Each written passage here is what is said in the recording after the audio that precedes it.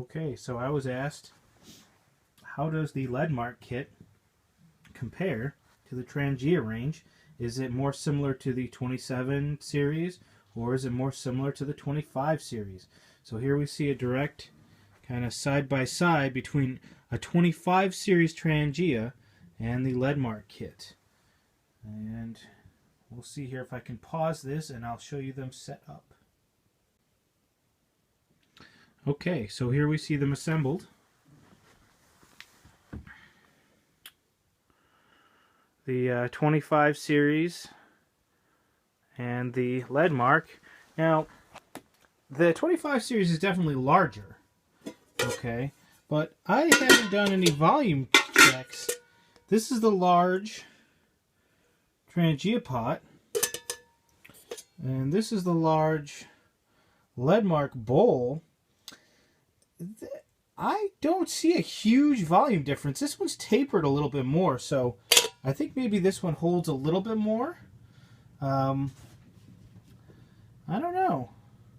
The 25 is generally designed more of as a group cook system, and this one has kind of a special modification by me that would definitely make it better as a group system than the Ledmark. Okay, this is one of the probably the last of the Duosol kits that was made, which means that I'll show you on this one here. It's aluminum on the outside, but stainless steel on the inside. They did this because, you know, this is more sanitary, it's more durable, you know, and now it's pretty much all aluminum. You can either get bare aluminum like this, or to replace the stainless steel, they switched to hard anodized aluminum. I guess the concept is that the coating is as hard or harder than steel, so it should be just as good. I tend to think the stainless steel is going to wear better. You see, this stove has had a little use. As I said, this one has a little bit of a modification to it.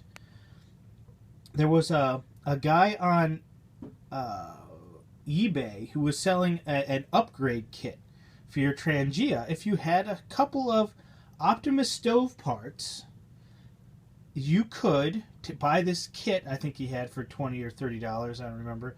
It was a little metal ring and a little threaded adapter piece made out of brass that would allow you to put an Optimus 111 burner into a Trangia. So that's what we have here. There's basically this metal ring here is what lets it set down in the hole designed for the spirit burner. And then the adapter adapts an Optimus Nova fuel hose, which the people at Brunton sent me one at no charge when I asked them for it. It's pretty nice of them. Okay, I got the burner from Sportsman's Guide. I had to do a little bit of repair work on it, but got it up running. And one of my friends on the Classic Cam Stove site sent me, I think, some jets and this cool multi-tool adjuster knob, right? And there had been a recall on the Optimus Novas, and I had sent the burner back, and they sent me a complete stove, so I already had a spare pump assembly, okay, for the Optimus Nova.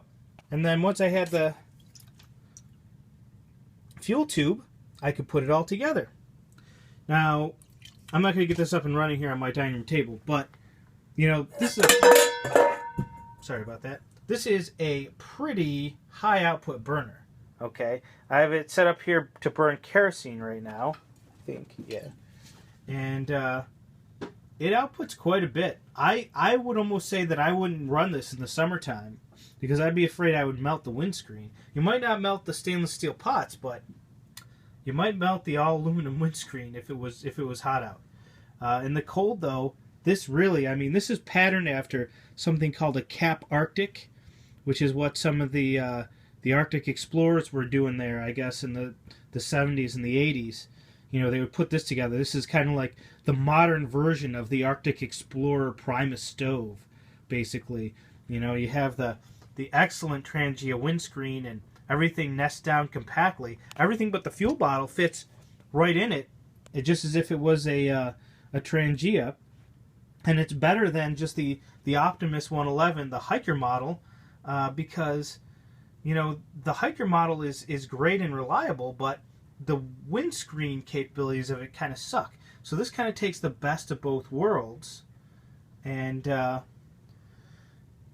combines it in one stove. It's a really high performance thing. It is not lightweight at all. It's not even trying to be lightweight. Well, it's lightweight when you compare it to a Coleman suitcase, and it's compact when you compare it to a Coleman suitcase. But yeah, this thing will boil some serious amount of ice and snow into water for you. I don't know. I don't think I've ever really used it to its full potential, but I'm kind of a stove nerd, so that is why I felt the need to put this together. Just had some extra parts lying around, and I thought, hey, I could put that together.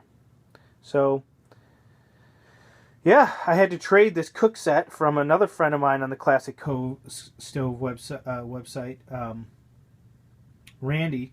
Traded this for a brand new, never fired Optimus 8R that I'd acquired at a garage sale for $20. So that was kind of a good deal.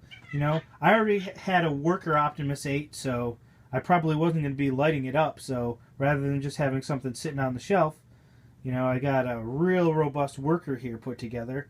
So yeah, and then this is your size comparison. I don't know. I guess I would say the Trangia 27 must be a little bit more compact than this. The 27 is the same kind of design here. This is a more kind of cylindrical design, and this one has this kind of waist on it and the tapered kind of construction. And I imagine that the pots have to be, for this, a narrower diameter. So, I don't know. I don't know if they're narrower than the narrow pot here. But, I don't know. Hope that helps to see them side by side there. But yeah, this is a 25. So, hope that helps. Thanks for watching.